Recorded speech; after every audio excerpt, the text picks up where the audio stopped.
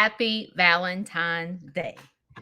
If you're catching my replay, I hope that you'll hashtag replay. Please let me know you're here. It helps me.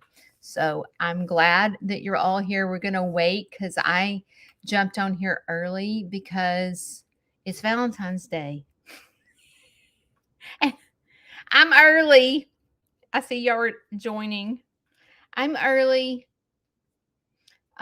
simply because it's Valentine's Day and I freaking love y'all. That's why. I just felt like, because this is why too. I feel sorry for the people on Facebook because they can't join y'all's conversation early.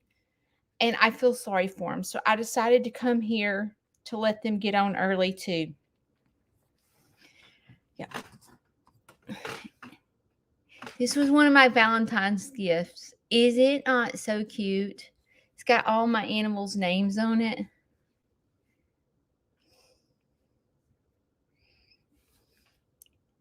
Isn't it cute? Are y'all having a great Valentine's Day this morning? Do y'all feel loved?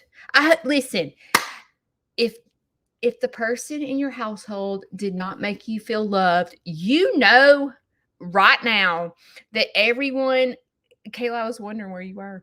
I was hoping you were okay. You listen, you need to know that everyone that's in this chat right now, like 30 minutes before the conversation starts and I go live, you just know that if you're not feeling loved today, I promise you that these backup dancers, if you're just joining me and you don't know what a backup dancer is, I mean subscriber or follower, all these people here love you. I promise you. Don't y'all? Karen, Jane, Chris, Diane, Sherry, do y'all not love every one of the subscribers? I mean, really, it is like, I don't know how to describe it. If you feel lonely or sad or that you don't have any friends, I promise you, you've come to the right page, because I'm telling you right now, no one on this page is ugly. Everyone is welcoming. Everyone is here to support you. Everyone is here to hold your hand. And we work really hard at building friendships, and people that have been here a long time, they welcome new members. I say members like we're a club or something, but everyone welcomes new people, and I make sure of that. So if you're new to my page, welcome. Kayla must be having internet trouble. Are you? Kayla's in the basement. Okay. She's getting ready for work. So I'm glad that you're here.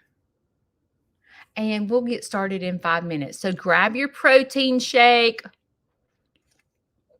Go use the bathroom. Go get your hairbrush and get ready with me. Whatever you need to do. Because we have 5 minutes before we're going to get started.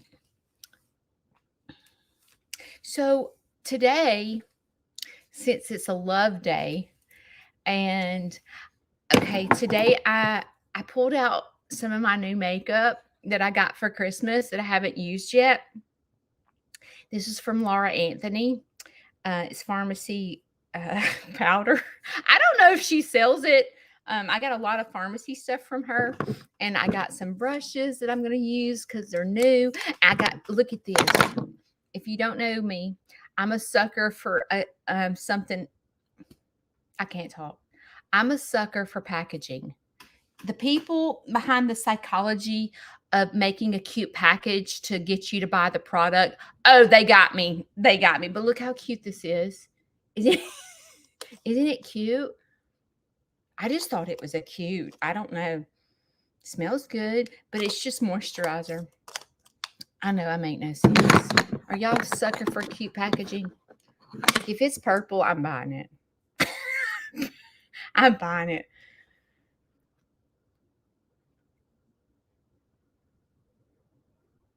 Kayla?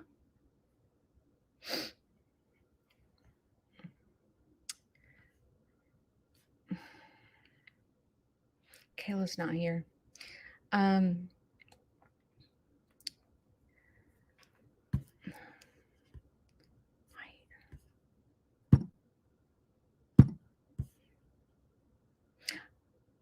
oh shoot, I meant to hit block. I'm sorry.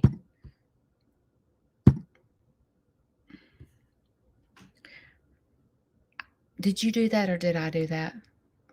Okay. Thank you, Kayla. You know, I'm did y'all see that comment? Let's talk about it for just a second.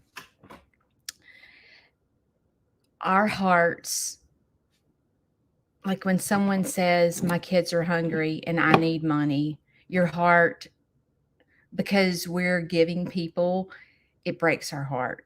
Like if someone was like, it's so hard because you don't know if they're serious or they're just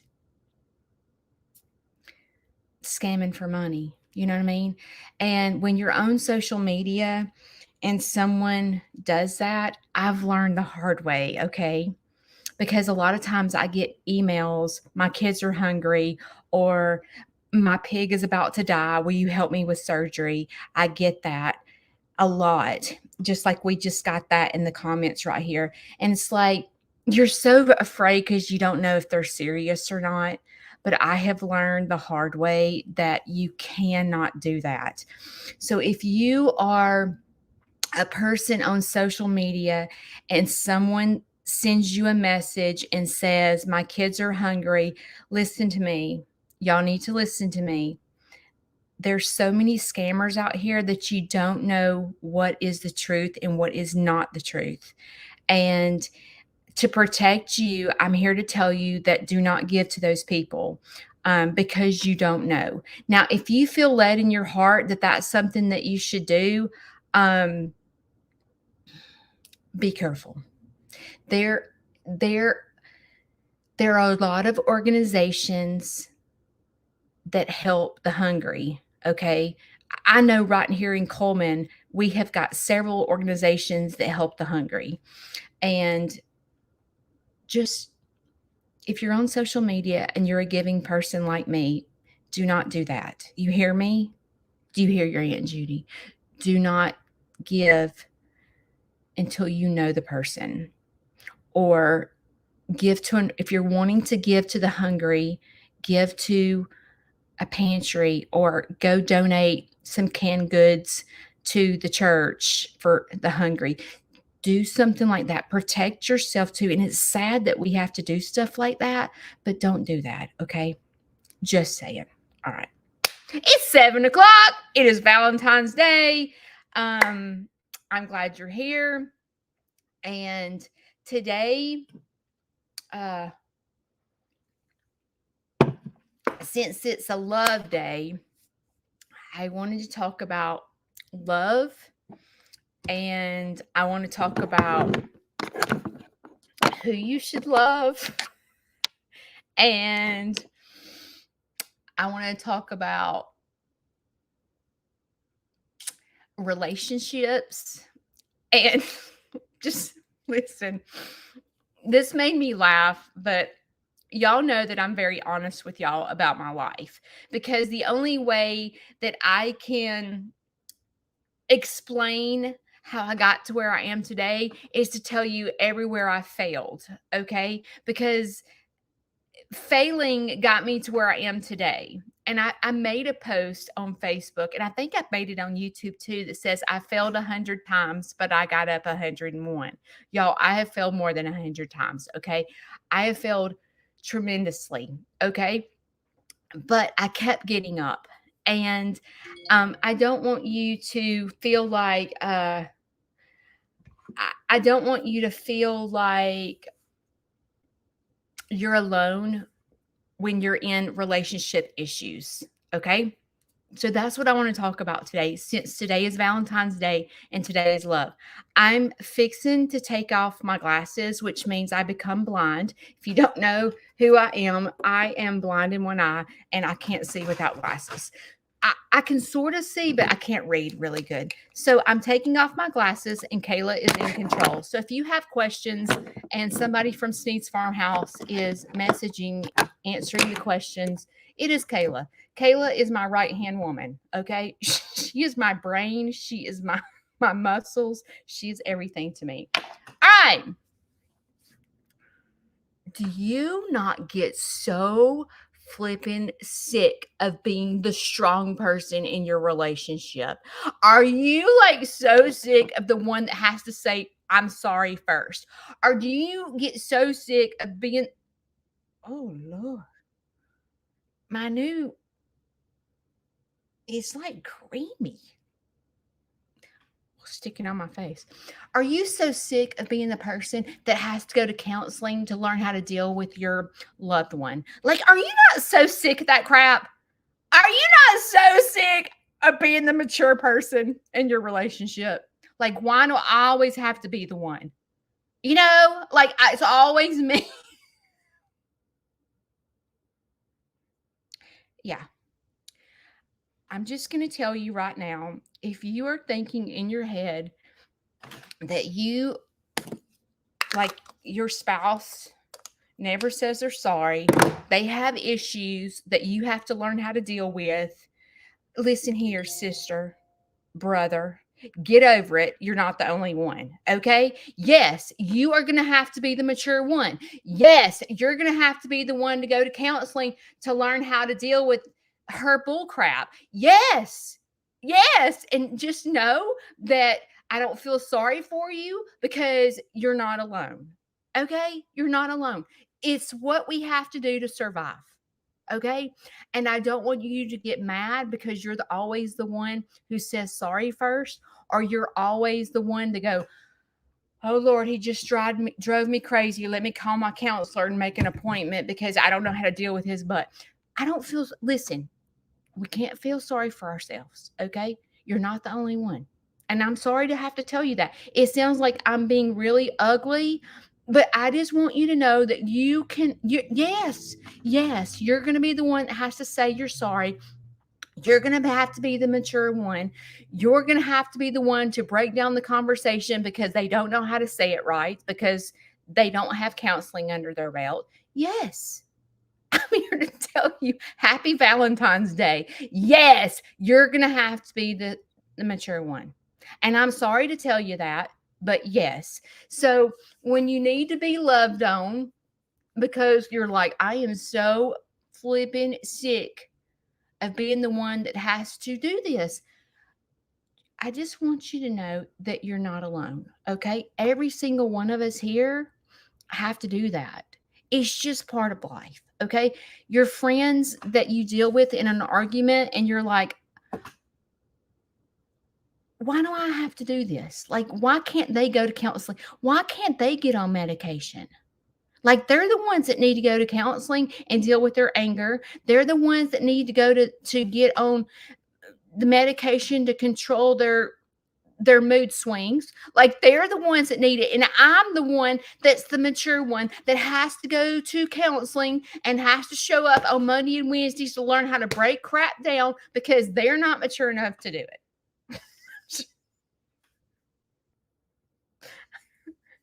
You have to laugh. You have to just laugh and go, it is what it is. And I want you to know that if you are the person that feels that way, you're not alone. Listen, brother, sister, whatever your sex is, just know that it's going to be all right. Okay. Go drink some protein shake. Go, I don't know, love on your animal, and it's going to be all right. But yes, y'all. Yeah. Okay. I'm using my new brush. I forgot who gave me this because I'm a spoiled. I forgot who gave me this because I'm a brat. I'm a spoiled brat by y'all. Okay.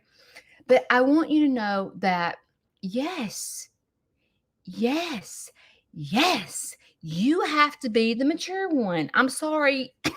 Sorry that you're in your relationship. And you know what I'm thinking about right now is majority of us join Sneed's Farmhouse live and our spouse doesn't. And poor Julie and Chris are a couple that both follow me and they both watch me live and they're like, oh yeah, that daggum Chris, I'm the one that has to say, the one that has to say I'm sorry because he lays on the couch and well, it just makes me laugh because they both come here together and I'm wondering what they're thinking right now as I'm saying this. You know what I'm saying? Like, I'm just laughing because all I can think about is like Julie and Chris are in the same room going, yeah, his butt won't say it. I'm sorry. Whatever. It just makes me laugh that Chris and Julie come together and they have to keep their mouth shut because their spouse is on here. They can't comment, oh, yeah, she's a train wreck or he's a train wreck. They have to be mature together. Oh, God love them. Anyway,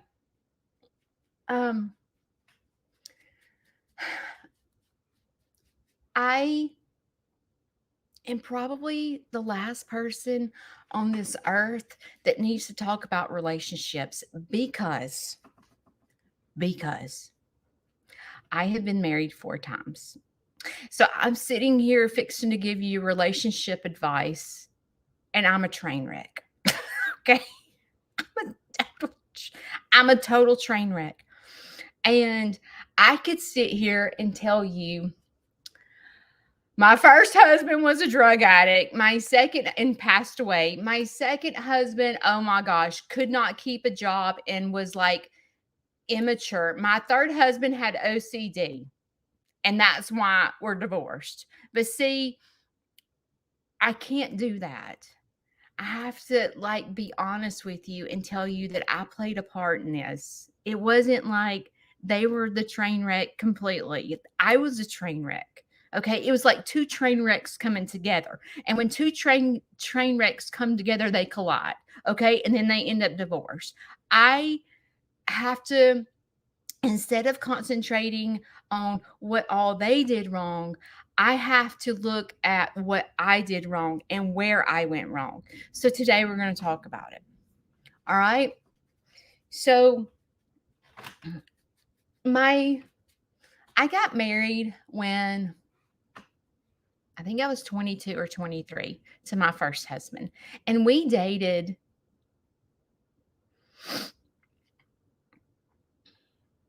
I'm going to say 3 or 4 years before we got married. And y'all, it was a total train wreck from day one.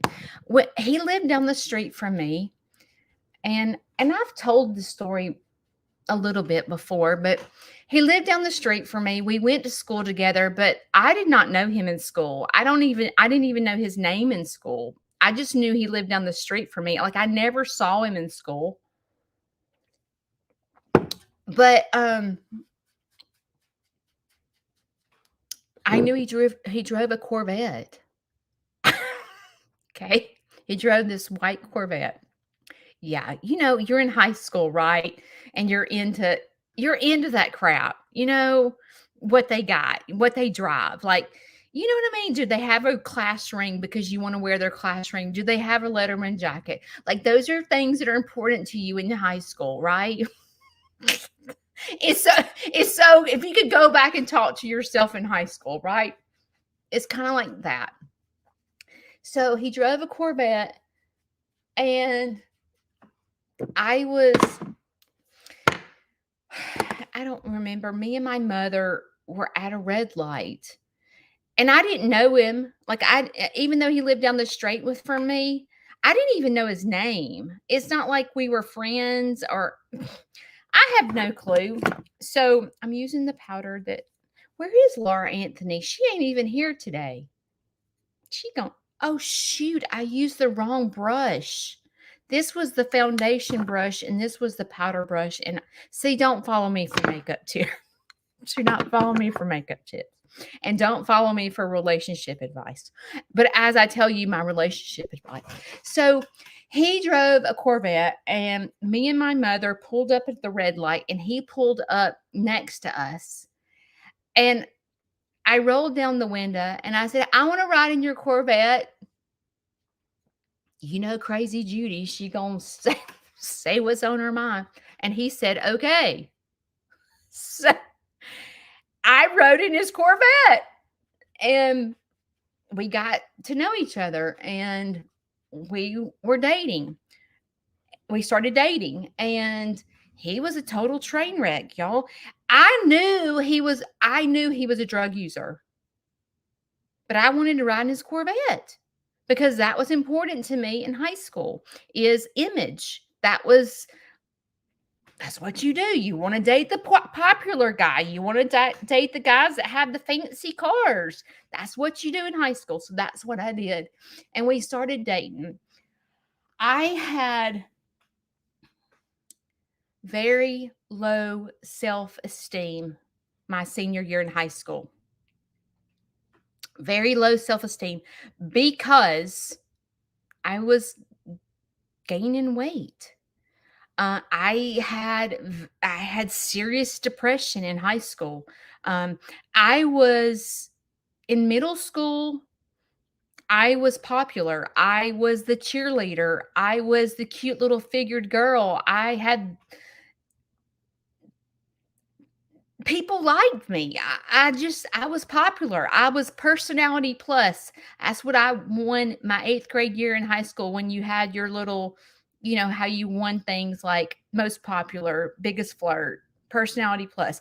I always won personality plus because I'm upbeat. I have lots of energy.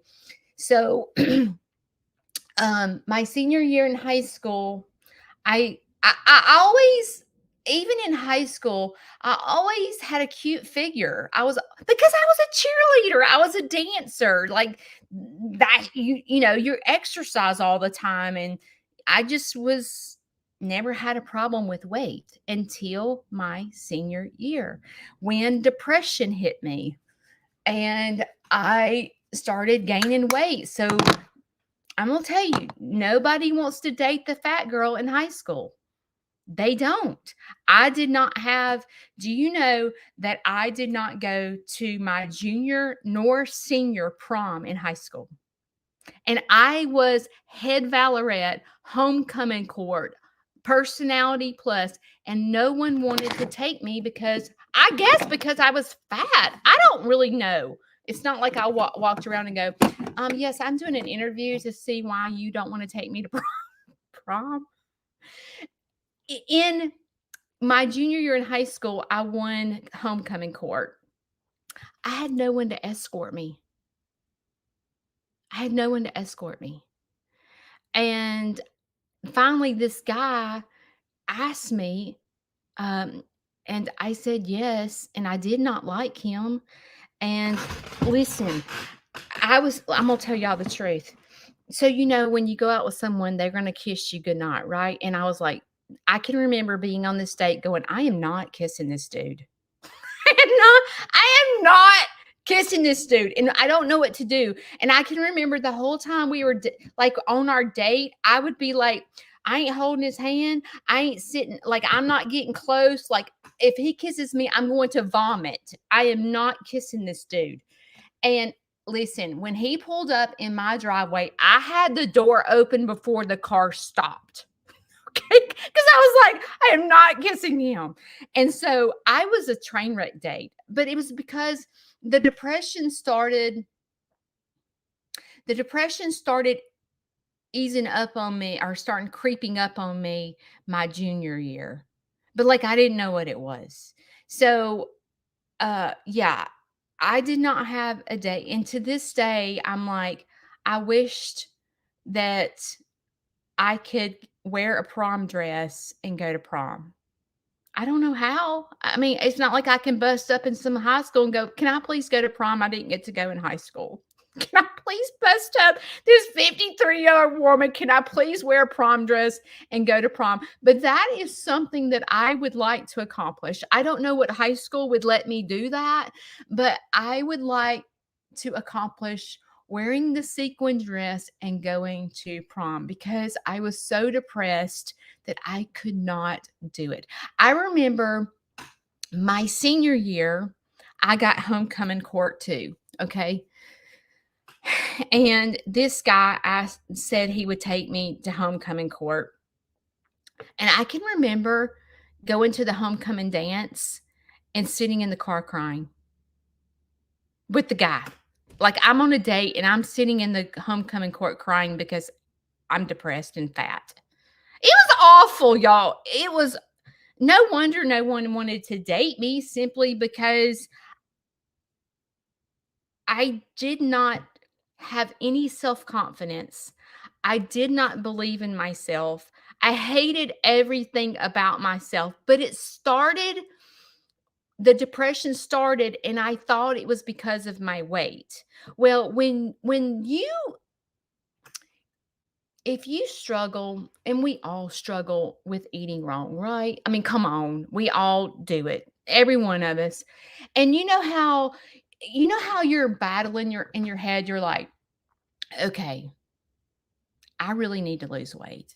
I need to do it for my health. And you're like, okay, I'm going to join the Weight Watchers app. I've done this 100 times. It's the reason I'm telling you this.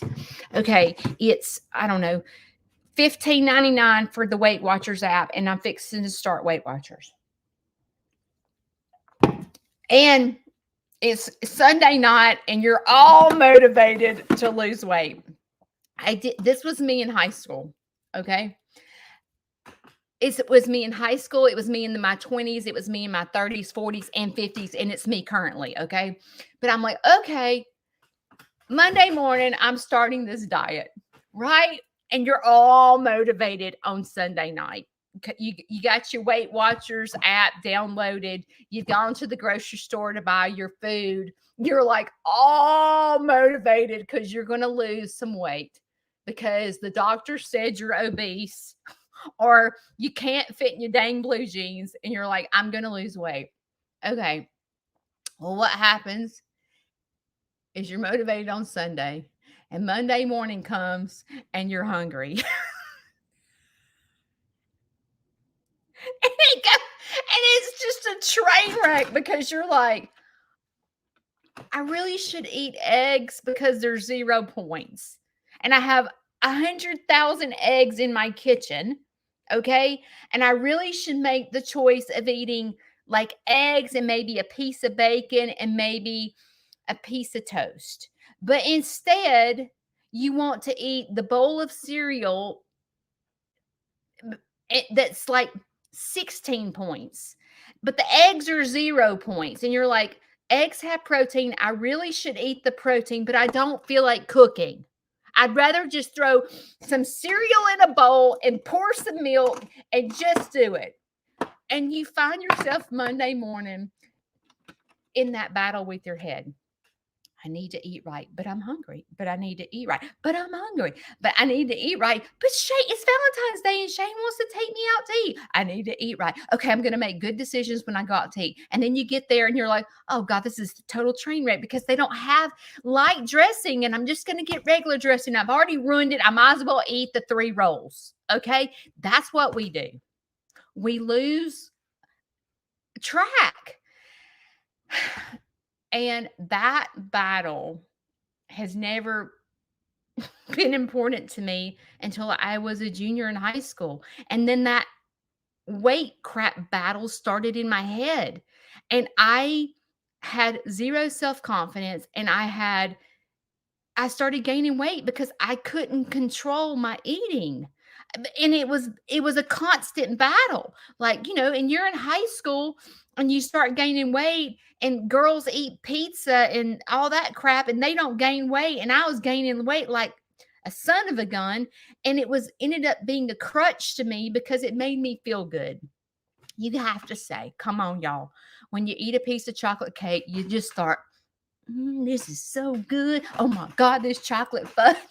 And it becomes and then you find yourself licking, and then you, instead of eating a little sliver, you eat a big old fat piece because you're I don't know, do your endorphins kick in when you eat sugar? I don't know what happens, but you go to crazy land. And instead of controlling what you eat, you become a total train wreck. And that was me in high school. That's where the eating disorder started.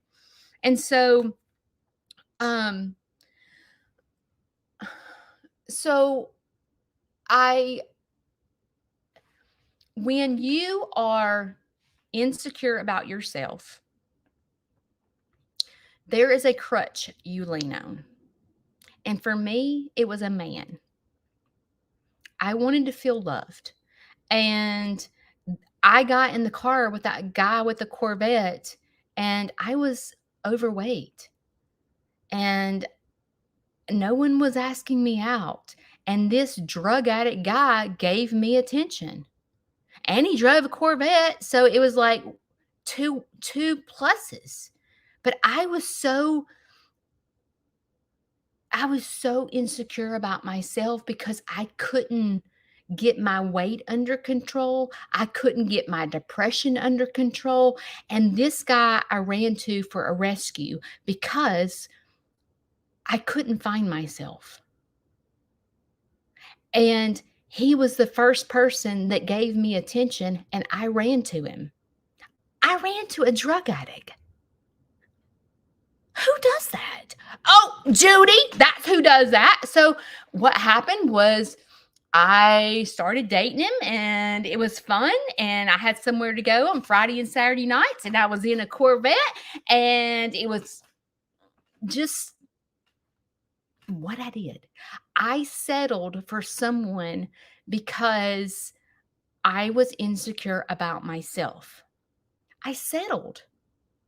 And I was like, okay, well, and again, I really got in the car with him, a drug addict, because he had a Corvette. And that's what you did in high school. Hang on, I can't do this eye. And all right, so then we get married, and my mother set me down, went, Judy, why are you marrying him? He does drugs, Judy. And I'm like, but he loves me for me. He loves me fat. He doesn't make fun of me. He doesn't judge me, Mom. He loves me. And my mom was like, what? And my dad, I remember my dad sitting me down going, you and him don't fit the mold. And I'm like, and see, this is what happens when you're in high school. Okay, so when your parents tell you that you can't date someone and your hair is red, by God, you're dating them. My parents are not telling me who I can date. I am dating him. And I became this rebellious kid. By golly, this is who I married. This is who I married. And my parents were like, what? And I remember I had a good job. I worked at Blue Cross. And I had been on my, after high school, I started working at Blue Cross. And, I told you we dated for like 3 years. And so I was like 22 or 23 when we decided to get married. And I got married to him. And we bought a house together at 22 years old. I was so proud of myself because I could afford a house. And, we got married. And then I'm living with a drug addict. Okay. And so living with a drug addict and dating a drug addict, it's like you think you know someone until you move in with them. Right? You know what I'm talking about. And then when you move in, you're like, you ain't bringing those drugs in my house. No, don't you bring your drug addict friends to my house. So there, the fighting started. You're not doing that in my house. Well, this is what happened. And I am dead serious.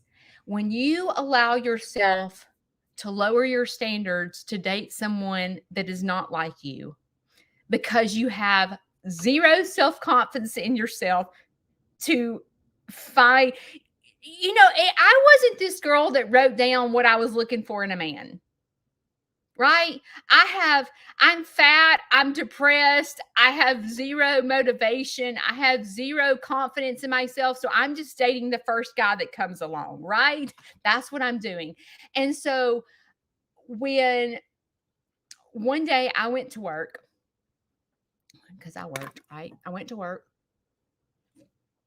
Okay, this is another thing. You know, when you buy your first house with, like you're like, oh, I don't care. I got a house. He drives a Corvette. I got a good job. I've got everything going for me. Like it's going good. And then reality sits in that he's a drug addict and I'm living with him, right? So I went to work one day and I came home and our stereo, our TV, and everything was gone from the house. And I was like, where's our stuff? Because I mean, we both did well. I mean, I would guess he sold drugs. I don't know. I never really asked him, but like we had a nice TV, we had nice furniture, we had a nice house. Well, of course, when he's a drug addict, he's selling stuff. And I'm thinking that, we're working and anyway, to make a long story short, he went and hid our TV, our stereo, all of our jewelry, like everything. He went and hid it and called the police and told the police that someone broke in our house. I was like, what the? Oh my God. Are you kidding me? That day, I got on the phone with a lawyer and I said, my husband is crazy and a drug addict. I've got to get a divorce. We were married 11 months. And my parents are like, told ya. Like, what the crap? They were so glad that I got out of the marriage. But you see how if you have zero self-confidence in yourself and you're not the best version of yourself, you allow yourself to lower your standards to settle for someone because you think it's going to be okay. You know what I'm saying? Are you that person? Like that was me. So here comes the next person, right? And I'm just being honest with y'all. Okay, you're gonna go, your Aunt Judy is a train wreck. I was, okay. So the next boy came along. I'm divorced. The next boy comes along, and y'all, he came from a Christian home. His parents were together. They went to church every single Sunday. Oh my gosh, this was a much better relationship because God was involved, and seeing his mother and daddy be married for 30, 40, I don't know how long they've been married. They've been married and going to church. Oh my gosh, this was my knight in shining armor.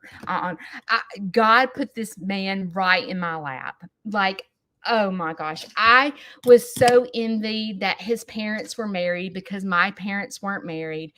And I was going to have the best life.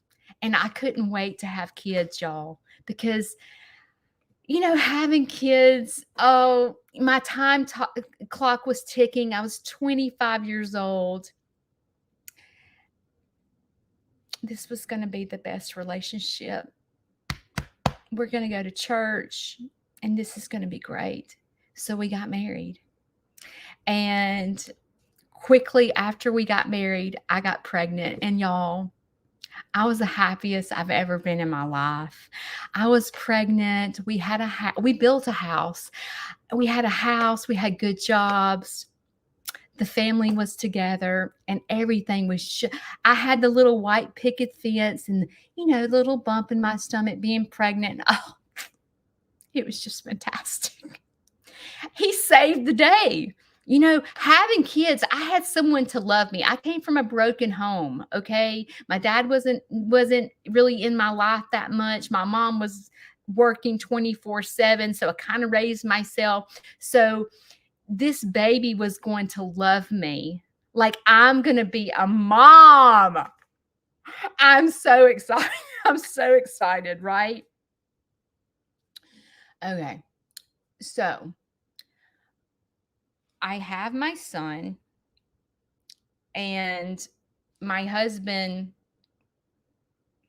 is not what I thought he was. He I'm not going to bash him because it's my kid's father, but it just didn't work. Okay. And after I had Corbin, um, I, I kept just trying to stay married.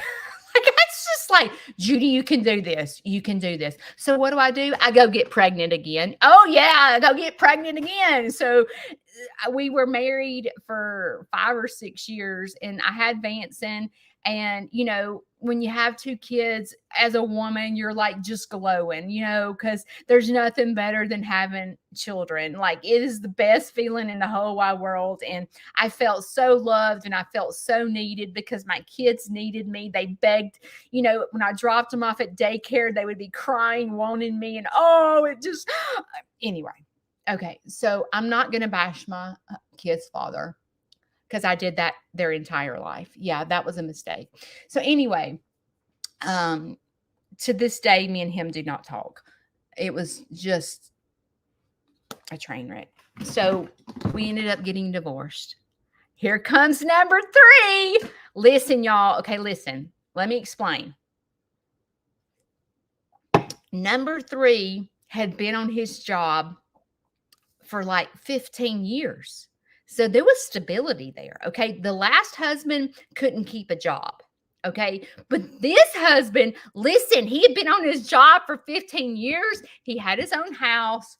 He welcomed me and my 2 kids. Like, he didn't care that I had 2 children that were 2 and 3 years old. He didn't care. Okay. I jumped from one relationship to the other.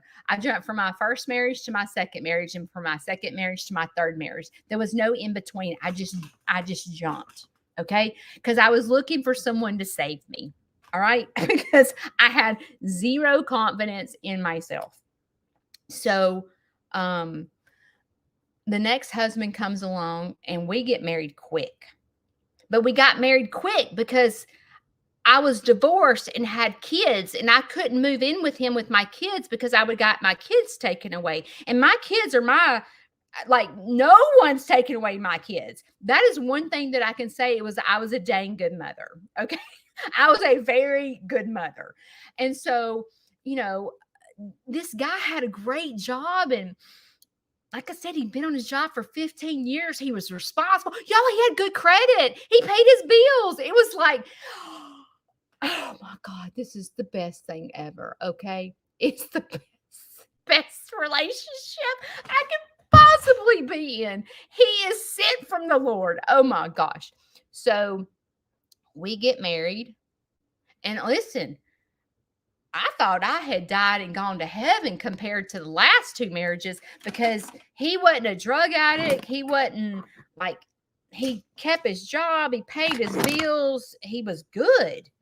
And we were married 15 years. So he must have been decent. I was married to him for 15 years. But I married him because I had zero confidence in myself. I just hopped from one to another. I came from a broken home. So I didn't really know what a husband was. Okay. Because mom didn't have a husband. My mom really didn't date. My mom really didn't have a husband. Hang on. I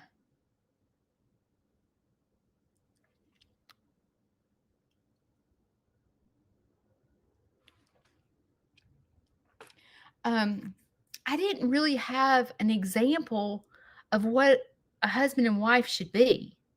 I was in this fantasy land. Just save me. I can't breathe. Just somebody save me. I can't breathe. I hate myself. I don't want to move back in with my mother. Please, someone just save me. I can't do this. And I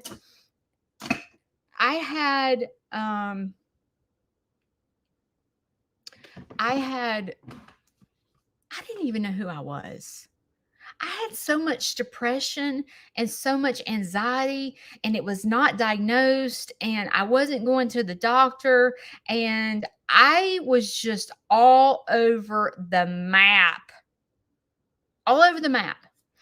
And when me and my husband that were married for 15 years, I stepped outside the marriage and so did he. So like there was no trust at all. I had messed up, he had messed up. We had tried to fix the marriage. We had gone to counseling and it just we ruined it.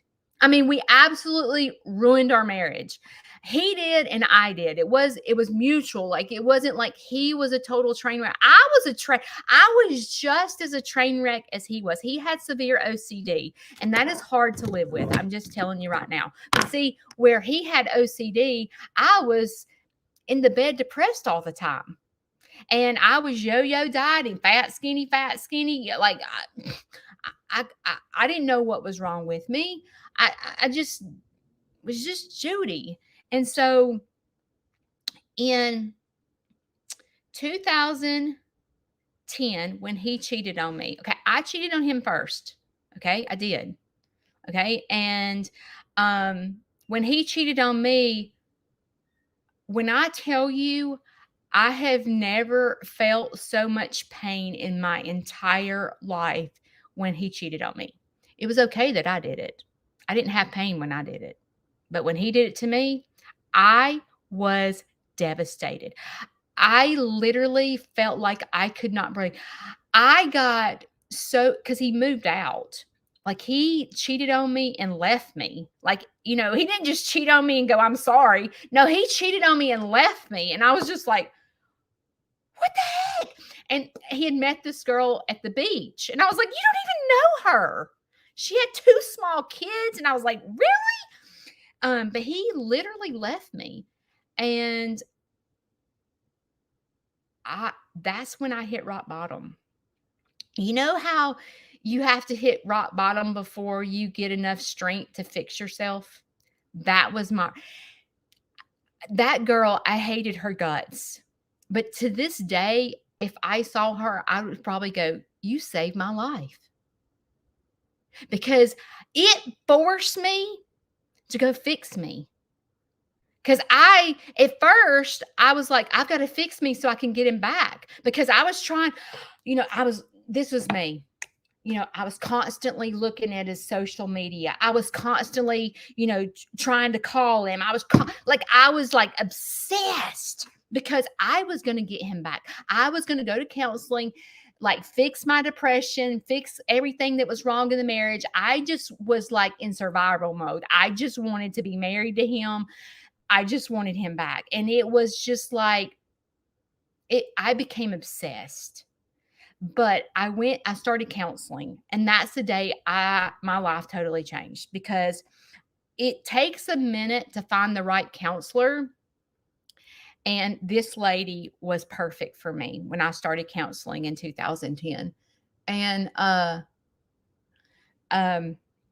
I started fixing me. And she was like, write down everything you hate about myself. And I'm like, oh Lord, the list is going to be this long. I was like, I hate the way I look. I hate the kind of wife I am. I hate that. I just wrote down I hate that I don't feel financially secure.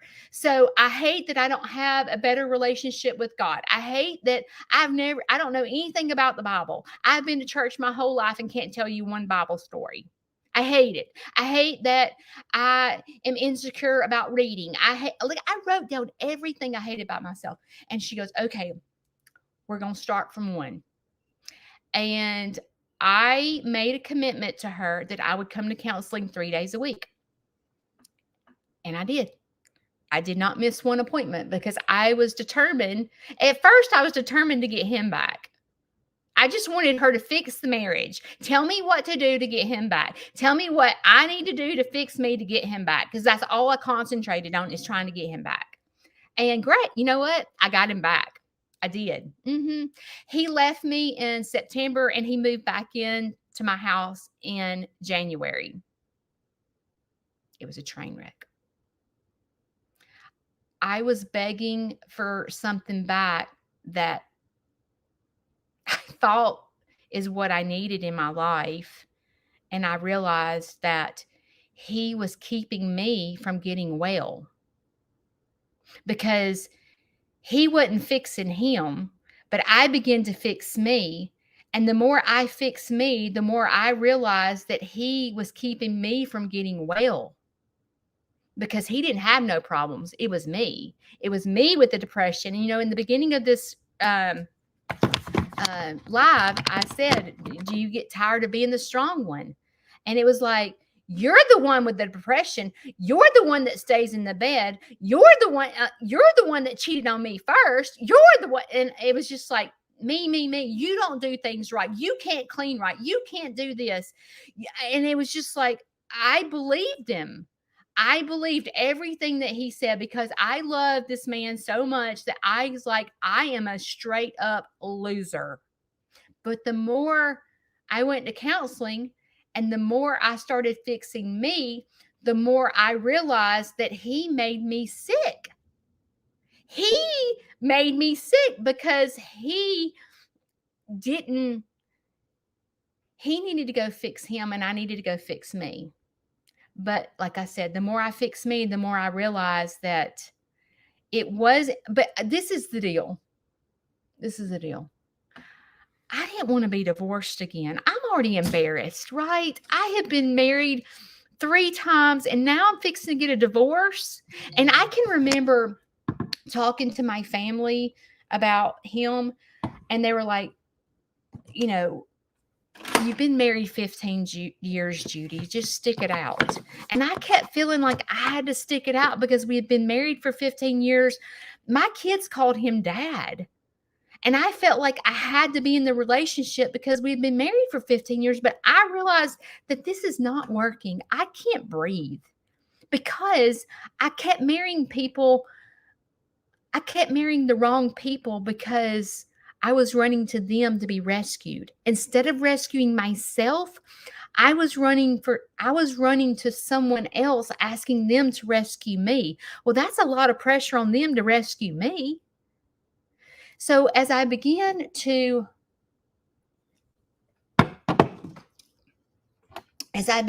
fix myself,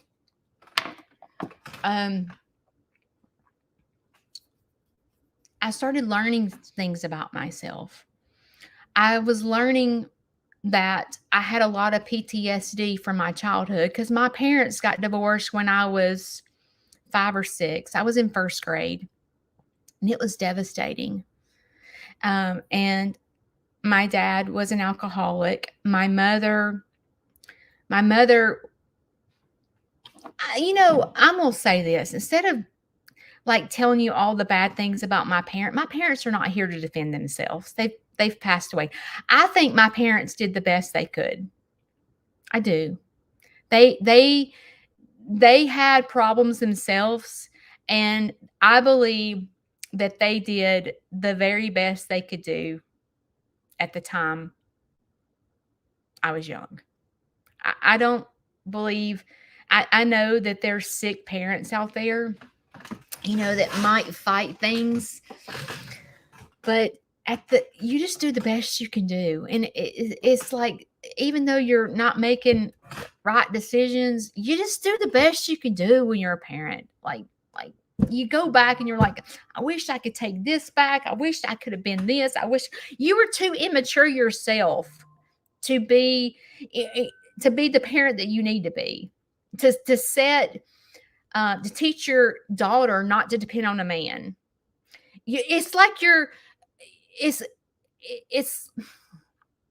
do the best you can do, and when your kids your kids are born with some type of issue, right? Whether it's they're born with something, whether it's hyperactivity or, maybe a slow learner or whatever. You're trying to do the best you can do with the kid that you have. And you're like, oh God, I hope she doesn't turn out like me. You're like, and then you find yourself focusing on the things that you struggled with because you think they're going to struggle with the same things and they're struggling with something totally different, but you totally miss that because you're trying to concentrate on what you struggle with. But as I started counseling and started working on me and started making the list of everything that I wanted to fix about me, I started marking the list off one by one. And I told you, I learned that when I'm out of balance, I'm a train wreck. I am a total train wreck when I'm out of balance. And if you're just joining me and you don't know what I mean by balance, is I feel like, and this is just me personally, but I feel like you have to work on yourself mentally before you can work on yourself spiritually, unless God intervenes and something else happens. But for me, I couldn't work on myself spiritually because I was not mentally in a good place where I could work on myself spiritually. So as I began to work through counseling, and first of all, I had to get to a safe place because I my the way I was constantly depending on someone else for my happiness. I was depending on someone else. Even though I was the breadwinner, I was still concentrating on the man for security, for financial security, even though he didn't provide that. But I still did that because I felt like I couldn't manage my money because that's what I was told. And I had to get to a safe place where I wasn't so depressed that I was depending on other people. I had to get secure in myself. Once I got secure in myself, I then could work on myself spiritually. And I was like, I want to read I've said this before. I want to read the Bible all the way through. I'm not a reader. I'm not sitting down reading a book. I'm just not doing it. I'm too hyper for that. I've got other things I need to do. But I said, I hate that I have to sleep till 10 o'clock every day. I hate that I can't get up. Like when I was working, oh my God, I was on the struggle bus working because when you fight depression and you're in the bed all the time sleeping, and then when you're awake, you're depending on other people for your happiness. Oh my gosh, you're all over the map. And when I started fasting my sleep. That's what I did. I was like, I am going to get up after I fixed myself mentally and got myself stable. I was like, I am going to get up every morning and read my Bible. I hated doing it at first. I hated it. And I wasn't a coffee drinker. And I was like, okay, maybe if like people love coffee, maybe if I try to be a coffee person, maybe I'll get up and want a cup of coffee. But I wasn't a coffee person. But I decided, and I would pray about it and be like, God, please help me get up and read your word. Like, help me be strong. Help me to desire to read, because I don't desire to read this Bible. I mean, I did. It's kind of like you desire to lose weight, but you don't desire it so much that you lose weight. That's how I was with Bible. I desired to read the Bible. I desired to learn some Bible stories, but I didn't desire enough to get up and do it. And I had to force myself. And I'm going to tell you, if you're one to lay in the bed because of depression, if you force yourself, I don't know, start off slow. If I force myself to get up and listen to this crazy woman speak at 7 o'clock in the morning, I'm going to force myself to watch it live and not do the replay. It's a start. I don't know. But I, and when I married Shane, it helped me to do that because he gets up at 5 o'clock every morning, 7 days a week. And it, I was like, I cannot have another failed marriage. Like, I know for a definite fact, it is important for your spouse and you to be on the same routine. If your spouse is going to bed at 3 a.m. watching movies all night and you're going to bed at 6:30 because you're tired, there is going to be conflict. There's going to be loneliness. There is going to be like, it is not going to work. Been there, done that. Because that's where me and my ex-husband used to be. He stayed up all night and I went to bed at 6 o'clock. Yeah. And when I met Shane, I was like, I am going to get on his routine. I'm going to mimic his routine. I'm going to get up. I'm going to read my Bible. I'm going to fix his lunch and I'm going to do this. And to this day, you know what? I went from this person that could not get up in the morning to loving my mornings. I love the quietness in the house. I love the stillness. I love my time that I can focus on reading scripture. I can get my day started. I can sit in the bed and just breathe a minute because I go 90 to nothing all day long. I can just be still for just an hour or two. And I've learned to love it. I love the quietness. And once I was able to not depend on a man for my happiness, it took a long time for me to get there. It took a minute for me to get there. I told you, today's Valentine's Day, right? And I don't know who made up this holiday. I'm not really sure why. I need to go research where Valentine's Day came from. But today is a day of love, right? Today is a day that you're I don't know, the world tells you that you're supposed to give flowers and chocolate and show the person you love them, right? That's what this world tells us. It's Valentine's Day. This one day, we're stopping everything that we're doing and bringing home flowers or bringing home chocolate or, going out to eat. Like, we're showing our love. And I'm like, who made up this day? Like, I don't know. Like, I was to the point where I hated Valentine's Day because I told you guys that I receive love through gifts. I do. I receive love through gifts. And it sounds so selfish, doesn't it? But it's the way I feel loved is when someone buys me something and shows me that they went out of their way to go get me a card or a present or what, make me a shirt. Like, she went and thought of this Valentine's Day shirt for me. Or today this week I received a gift card in the mail from Ulta.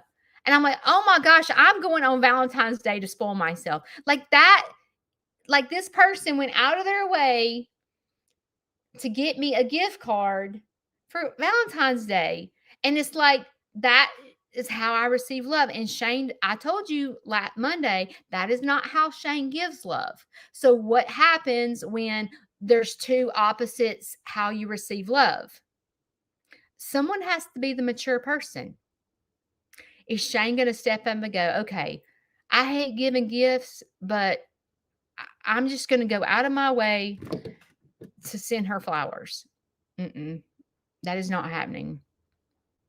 That is not happening. Okay. And I told you in the beginning of this conversation, do you get mad because you have to be the mature one? Because I used to get mad. Like, why do I have to do everything that why can't he meet my needs? Like, why do I have to go to counseling and learn how to not expect gifts and be happy? Like, why do I have to be the mature one? You know what, y'all? I forgot to do my hair. I'm so into this conversation that I have forgot to do my hair. And not one y'all may be telling me, Judy, you forgot to roll your hair. And I'm just talking away like I was wondering why I had so much time left. I was like, um, anyway, I was getting frustrated. But see, what was happening is I was getting robbed of my joy because I had these expectations of my spouse meeting my needs. Get me? I had like, don't you get it? It is Valentine's, Joker. You need to be sending me flowers. Do you get it? Okay. It has taken me 9 years to get to a place in my life where that is to understand that Shane is in love with me. I promise you that. He's in love with me. And he shows me Valentine's Day every day by looking at I'm gonna tell you right now, I would not have Steve's farmhouse if it was not for Shane. Because I would have never, first of all, I would have never been able to financially do it by myself. I I can't do it by myself. I can't. Like it takes two people and two incomes to do it because it is expensive. I don't know if you have a farm, but it is extremely expensive to run Sneeze Farmhouse. One example is I'll give you two things. To put our wooden fence up was $10,000. To get boyfriend surgery was $500. So there's $1,500 right there. And all it is a fence and getting a pig fixed. It's very expensive. I would not have what I have without Shane. But see, I used to get very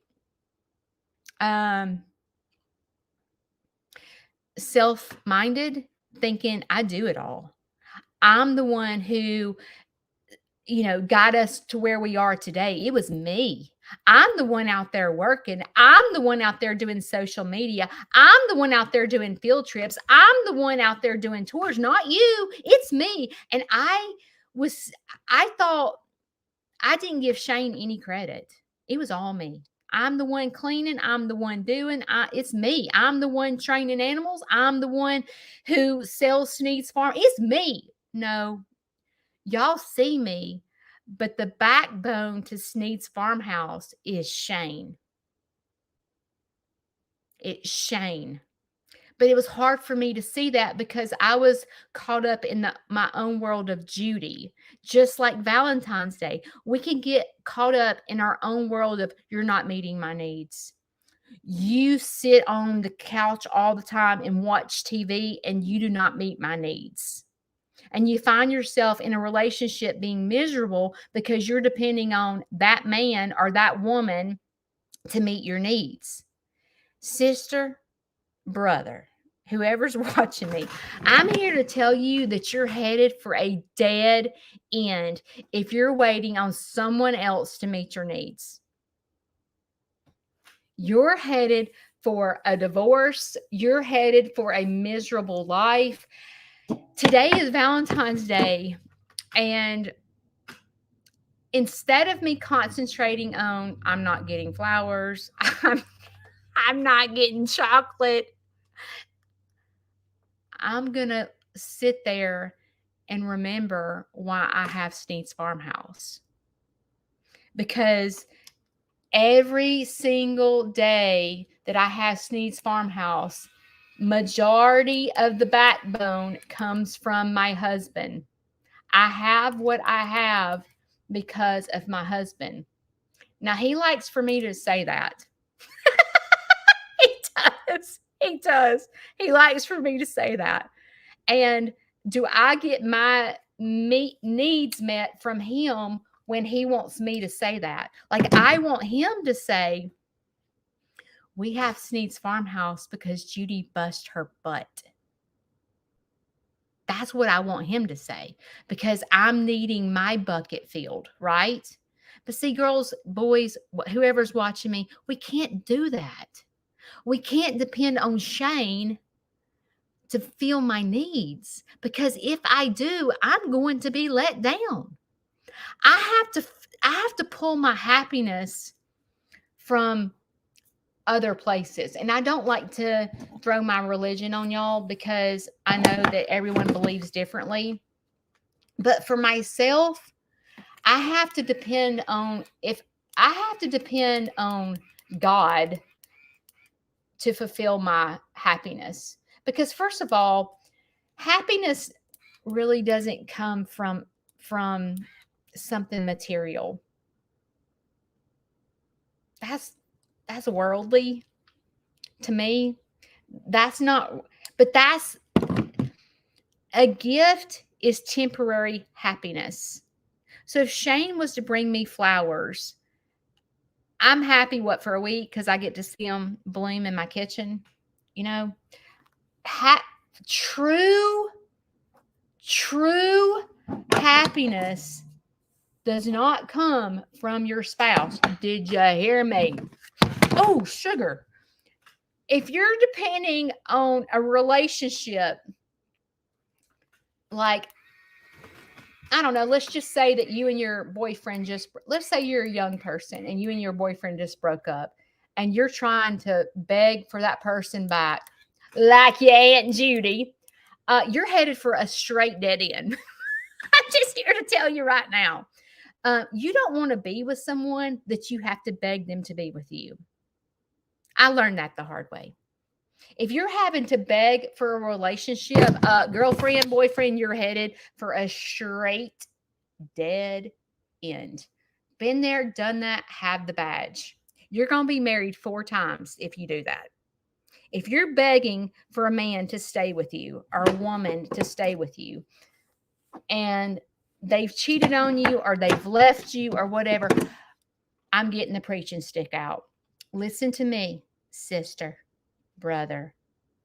If you're begging for someone to be in your relationship, or you're begging for them to meet your needs, you're in trouble. You have to not do that. This Valentine's Day, first of all, me and Kayla are probably going to kill ourselves in the farm, because Kayla's coming today and I don't have to go to radiation today. So Kayla and I are going to be loving on some animals today, and making sure they're clean and satisfied, and playing with the baby pig. That's what we're going to be doing today. Does that bring me happiness? It does. It's so stupid. I know to shovel chicken poop brings me happiness, but it does. It does, because I can go out there and I don't think about nothing but great things. I don't think about, okay, why did my dad say that? Like, what is wrong with him? Or why is Shane not bringing me home flowers? No, listen, sister, if you want flowers, go get them yourself.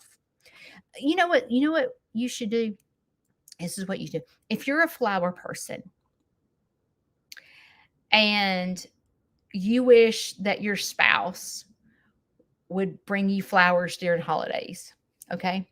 This is what you should do. You should, because this is what I did. You should go to Lowe's or wherever and buy you some 58, or no, it's more than that. I'm going to say $1.50 bag of seeds, and go plant you some sunflowers or some tulips. And you know what? During the spring, I walk out to my yard and I have got tulips everywhere. I have got daisies. I have sunflowers. And it reminds me that my husband gives me flowers year round. Because you walk out there and you see your little tulip garden or your little garden of flowers, and it reminds you that you have what you have, not because of just you, but you're working as a team when you have a house. It's not all Judy. It's not all Shane. It's Judy and Shane. We are as one. And when spring hits and I have these gorgeous flowers in my yard, I tell him every year, man, you give the best flowers. It there is nothing like a man can bring you home a dozen roses, or he can go out there and plant you a rose bush, and he don't have to buy flowers ever again because your rose bushes bloom, and you're like, and then you go do the clippings and bring them in, and your house smells like roses. Like, it is nothing like that. To me, I would much rather have that versus him spend $200 on roses. Like, you could say, you know what, this year, you know what I want? I want if you're gonna do something for me, I want $100 worth of flowers to plant in my garden. Girl, you can get all kinds of flowers for $100, and every year they bloom. And every single year, it reminds you that your husband or your wife or whatever loves you because it's year around. And it's nothing, I'm telling you. I tell Shane every year, I'm like, our property is so beautiful in the spring because the lady that lived here before me was a flower person. So she has planted all kinds of gorgeous flowers in our yard. But again, I wouldn't have these flowers in my yard if Shane and I didn't work together as a team to buy this house. You see how you have to change your mindset instead of sitting here going, oh my God, I just scrolled through Facebook and all my friends got roses and I didn't get shiitake mushrooms. You know what I'm saying? You have to find the goodness. You have to find how your husband shows love. Like, when you say he's an nincompoop, all he does is sit on the couch. You've got to find the good. You know what? When you heal yourself, you bring out the good. When you heal yourself in the relationship and don't wait on him to heal himself, when you heal yourself in the relationship, you'll be surprised at the good that comes out in your relationship because you're the strong person. And instead of getting mad going, I wish that joker would go to get help for his OCD. I wish he'd go get some medication. They make medication for OCD. You do know that, right? Zoloft can help you with your OCD. But instead, you just wallow in your sorrows and you sit there and have OCD, and I have to sit here and live with this bull crap. Instead of saying that, go fix you. Go learn the disease. Like, I had to go learn the disease of OCD. Because I didn't understand it at all. I was like, what the heck? Who combs the carpet at 3:00 in the morning? Who does that? Like, that's a straight up weirdo. But you have to learn, let's say that your husband's an alcoholic. Go to Alcoholic Anonymous yourself. Go learn about his disease. Learn how to manage it. Learn about how to help him. That's love. That is love, is learning how to get out of your comfort zone to help someone else. That is dancing. Learning to manage yourself and your own issues, that is dancing. That is not sitting out. If there's a goal that you want to meet, and by God, weight loss. Judy, I've tried everything. I can't do it. To crap, you can't. Yes, you can. I don't care how old you are. Yes, you can. You can do anything that you set your mind to. Anything. You can't figure it out. Well, you haven't been to the right person. Go figure it out. Instead of going to learn how to count calories, go learn what's mentally wrong with you, the reason why you can't do it. Because it's mental. You can do it, but you haven't mentally made up your mind to do it. That's the problem. And when you go fix yourself mentally, you'll be surprised at how strong you are and how you can do it. Okay, I'm not going to sit here and do my whole hair because I forgot to do my hair, and then we're going to be on the live for an hour and a half. So I'm going to tell you, okay, it's Valentine's Day. Love yourself. Love yourself so much that you run after recovery yourself. Don't depend on a man. Don't depend on a woman for your happiness. Don't depend on them to meet your needs, your happiness for Valentine's Day. Go do it yourself. Go love yourself. If there's something that you need to do to love yourself today, go do it. Instead of concentrating and getting your happiness from another gift from someone else, go love on yourself. Go fix you. You are important. Go fix you. Go love on you this Valentine's Day. All right, guys. Today is Wednesday. I'm a train wreck. Did everything backwards today. You have choices today. It's Valentine's Day. You have a choice to sit out or you have a choice to dance. And loving yourself is dancing. Go buy yourself something special. If you're like me and want your loved one to do a back handspring when you give them, if you go out today and buy your loved one something and you're wanting to receive something from them from you giving it, like you want them, like I tell you that when I give Shane something, I want him to go crazy. I want him to get ripped up excited, and he doesn't. If you're given for that reason, you're given for the wrong reason. Okay? You give and not expect anything in return. God tells us that. Okay? You give with a loving heart. All right. So today, I hope that you will dance and I hope that you'll go out and love on yourself. I will see you.